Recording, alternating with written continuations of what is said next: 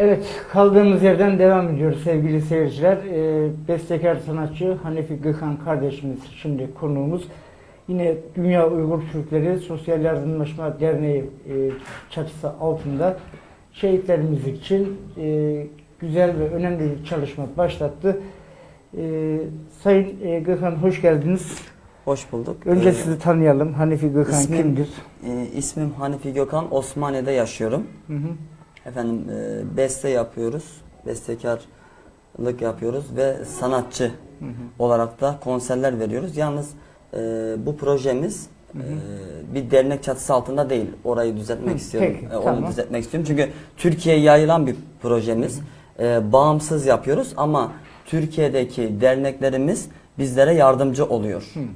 Ara ara yardımcı oluyor. Tabii Doğu Türkistan Uygur Türkleri Derneği de bizlere bu konuda yardımcı oldular. Bu yapmış olduğumuz çalışma bağımsız bir çalışmadır. Yani bunun bir hikayesi vardır. Dilerseniz onu anlatayım. Buyurun. Evet, buyurun. bunun hikayesi vardır. Efendim ben Osmaniye'de Namık Kemal Ilköğretim Okulu'nda okuyordum. Ortaokulun son artık sınıfında mezun olacaktık. Liseye geçiş yapacaktık. Bizim Veli Demiryürek kardeşim efendimle oturuyorduk.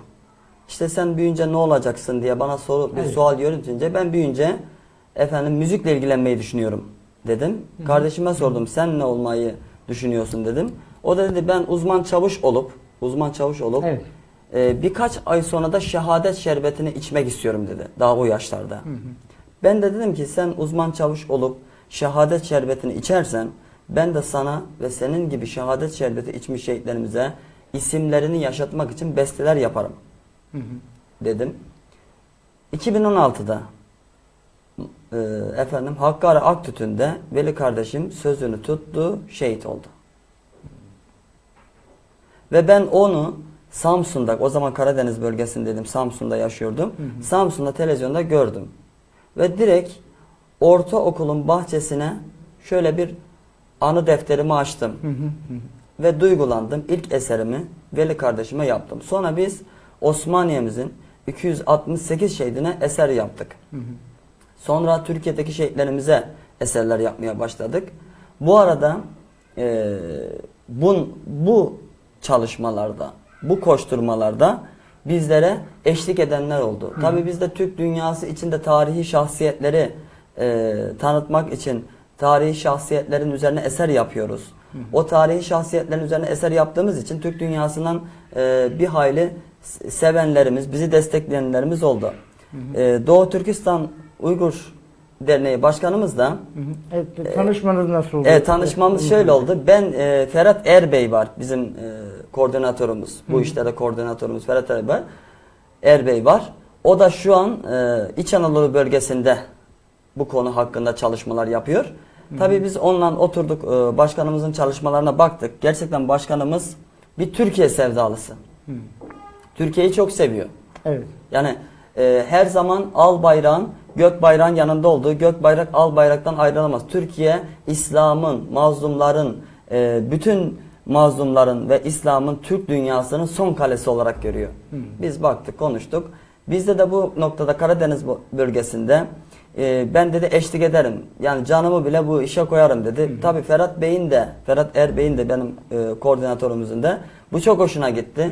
Hanefi Gökhan kardeşim dedi biz başkanımızla da bu yola çıkalım. Hatta Türk dünyasından bize şehitlerimiz üzerine destek veren Azerbaycanlı olsun, Kırgız, Kazak, Özbekistan olsun, Özbekler olsun. Biz bunları da kabul edelim. Biz bütün Türk dünyasını bir araya toplayalım. Şehadet ruhu ile toplayalım dedik. Ve böyle bir Karadeniz seferine çıktık. Ferhat Erbey de İç Anadolu bölgesinde bu çalışmaları yapıyor. Biz Akdeniz gazetesinde her gün bir şehidimiz için bir eser yayınlıyoruz. Tabii sözlerini yayınlıyoruz. Bunlar güfte ve beste halinde yayınlıyoruz. Biz ordumuza da geldik. Belediye başkanlarımızla görüştük. Gerek ilçelerde olsun bazı belediye başkanlarıyla görüştük. Baktık ki ordumuza da yapılsın bu dendi. Biz de dedik yaparız dedik. Siz değerli abimle görüştük. Gazetenizde bize yer vereceğinizi söylediniz. Biz çok memnun olduk. Tabii bu işte bize Allah razı olsun. Bu işin ticari bir amacı olmadığı için bunu özellikle söylüyorum. Şimdi onu soracaktım ben de. şehitlerimiz için yazdığın bütün eserlerin telif hakkı tamamen şehit ailelerine mi bırakılacak diye Evet. bunu soracak. Şimdi biz burada dediğim gibi bu bir ekip halinde biz çalışıyoruz. Bizim sosyal medya danışmanlarımız, avukatlarımız, gerek haber basın yayında çalışanlarımız var. Bunu Ferhat Erbey bunu organize ediyor. Oturduk düşündük. Evet. Bunun dedik hiçbir şekilde ticari amacı olmaması lazım. Evet. Yani ticarete girmemesi lazım. Şimdi biz eserleri yayınlıyoruz. Gazetelerde yani herhangi birisi alır okur bir ticari bir şeyin içine atar diye endişe duyduk. O zaman Ferhat Erbey dedi ki şöyle bir şey yapalım. Her bir eserin muvaffaknamesini şehit ailesine verelim. Evet. Böylece şehit ailelerinin izni olmadan onların evlatlarına yazılmış, eşlerine yazılmış, babalarına yazılmış şehit çocukları da izni olmadan bunu yayınlatmasın dedik. Böylece bu yükü üzerimizden bir nebze olsun kaldırmış olduk. Çünkü bu iş benim arkadaşıma verdiğim bir sözdür. 4 yıldan beri devam ediyor.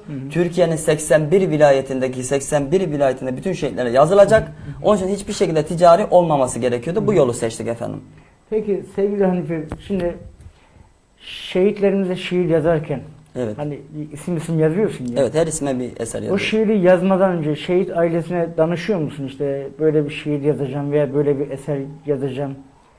Önceden mi bilgi veriyorsun, yazdıktan sonra mı bilgi Şimdi veriyorsun? şöyle çalışma sistemimiz bu arada bizim bir beste atölyemiz var.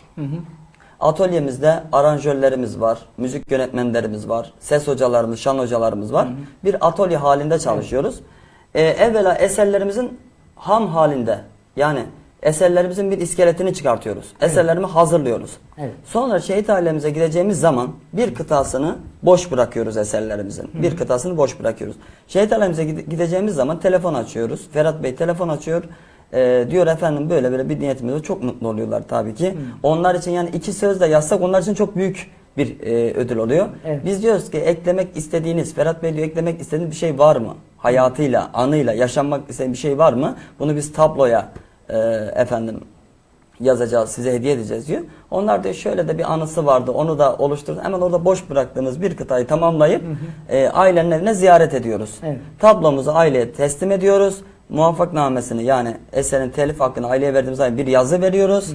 Ondan sonra Kur'an-ı Kerim okuyoruz. Eserin bestesini okuyoruz.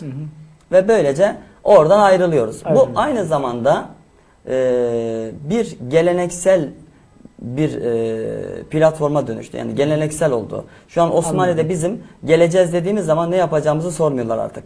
Anladım. Yani artık biliyorlar nasıl olacağını.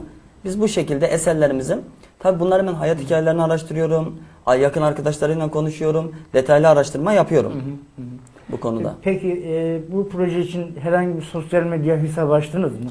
Evet, Şehitler Yaşıyor diye bir sosyal medya hesabımız var. Bu sosyal medya hesabımızda basın danışmanımız bunları hazırladı. Bunlar orada yayınlanacak. Ama biz genelde Allah razı olsun basın mensuplarından, basın bizim için çok önemli. Hele de ulusal basın Allah razı olsun. Mesela ulusal basında tereddüt etmeden bütün ulusal ve yerel kanallar biz nereye gitsek bizi takip ettiler. Yani sizlere de Allah razı olsun. Bizlere bir konuda sesimizi duyurmak için takip ediyorlar ve gereken haberleri de yapıyorlar. Toplamda ne kadar eserin olduğu bu 4 yıl içerisinde kaç eser? Şimdi meydana çıkmış sadece şehitlerimiz için 2000 eserimiz var. Evet. Biz memleket fark etmiyor yani.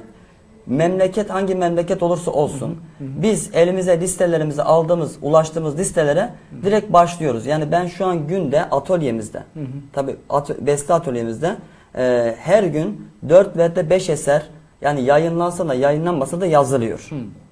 Yani her gün. O bir kenarda bekliyor. O bir kenarda bekliyor. Tam aileye gidileceği zaman eserler tekrar gözden geçiriyor. Melodiler tekrar gözden geçiriliyor ve ailemize öyle gidiyoruz. Biz eserlerimizin melodilerinin birbiriyle farklı, sözlerinin birbiriyle farklı olmasını istiyoruz. Çünkü her aile bir eser yaparken onu eserlerin kalitesinde düşünüyoruz. Yani onlar da bu isimlerinin yaşatma olduğu için bu Türk edebiyatı tarihinden ilk.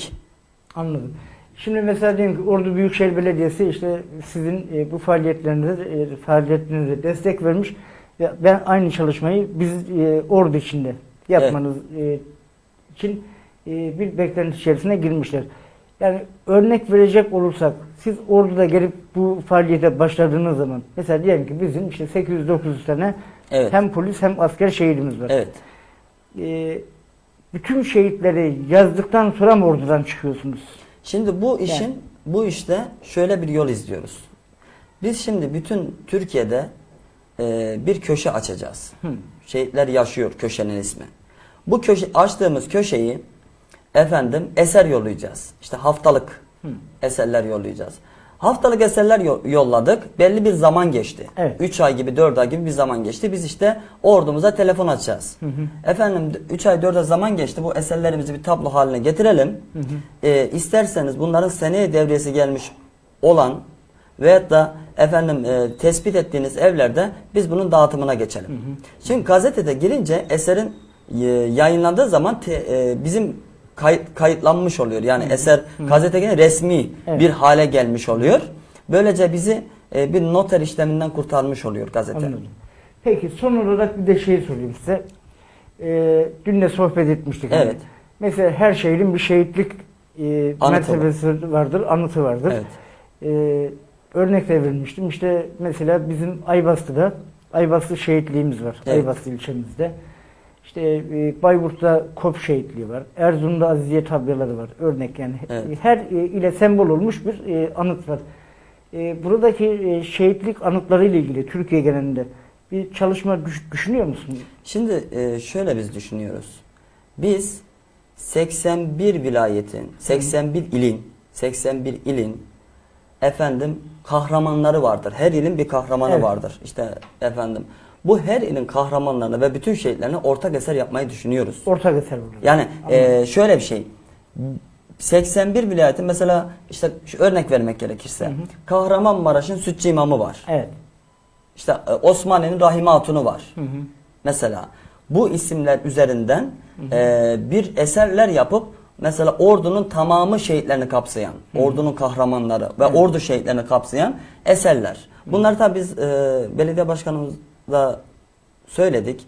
Bunlara olumlu bakılıyor ama biz önce bir yaraları saralım diyoruz. Çünkü Türkiye bildiğiniz gibi çok ince bir süreçten geçti. Evet. Geçmeye de devam ediyor. Bizim Giresun Dereli ilçesinde sel felaketi oldu. Orada da şehitlerimiz var. Yani bugün artık şehitlerimiz vatandaşını kurtarırken askerimiz şehit oluyor. Yani bunlar artık canla başla çalışıyor. Bizim bu yaraları sarmamız lazım. Biz evde bir gün televizyonda gördüğümüz zaman içimiz yanıyor. Belki dünya telaşından biraz aklımıza gelmese de ama şehit ailelerinin her gün kalbinde sızı var. Onun için biz bu yaraları sarmamız lazım. Evet. Bu yaraları sardıktan sonra bu arada tarihi eserler de yapıyoruz. Tarihi şahsiyetlerin eserlerini de yapıyoruz. Bu arada Doğu Türkistan gibi Karabağ gibi burada Türk dünyasının acı çeken, İslam dünyası acı çeken yerleri de sesini duyurmaya ulaşıyoruz. Anladım. Yani bu tek çaplı bir çalışma yapmıyoruz. Bir ekip kurduk. Bir ekip kurduk. Ferhat Er koordinatörlüğünde bir ekip kurduk. Ve bu ekip şu an Türkiye'ye yayıldı. Pandemide biraz telaşı yavaşlayınca biraz biz dedik gezelim bu mücadeleye artık devam edelim dedik. Peki son bir dakikamız kaldı Evet. sevgili Hanifi. Bir dakika içinde Türk milleti adına ne mesaj vermek istiyorsun? Neler bekliyorsun? Ben öncelikle şunu söylüyorum. Dava için yola çıkanın, Allah rızası için yola çıkanın yardımcısı Allah olur. Evet. Bir kişi bile onu desteklemese, bir kişi bile onu hiçbir yayına çıkartmasa, Rabbim o kişiyi Allah rızası için çalıştığı için bütün insanların kalbine tanıtır. Biz bir yola çıktık Ferhat Er abinle. Biz bir yola çıktık Abdülveli Buğrahan başkanımızla ve biz bir yola çıktık ki sadece bu yol Allah rızası için genç nesili Turan aşkıyla yandırmak, genç nesili Kızıl Elma aşkıyla yandırmak, genç nesili bir sonraki asıra fatihlerini çıkarmak, edebiyatçılarını çıkartmak, yazarlarını çıkartmak ve zulmü kökünden kazımak için edebiyatın ve sanatın gücüyle biz mücadele veriyoruz. İşte bizim gayemiz, amacımız bu. Şöhret, şan istemiyoruz. Bu işlerden dolayı ben burada da söyleyeyim, plaket, ödül hiçbir şekilde istemiyoruz. Anladım. Evet. Evet sevgili seyirciler, bugün de noktayı koymuş olduk böylece. Yarın tekrar görüşmek üzere. Hoşça kalın, esen kalın efendim.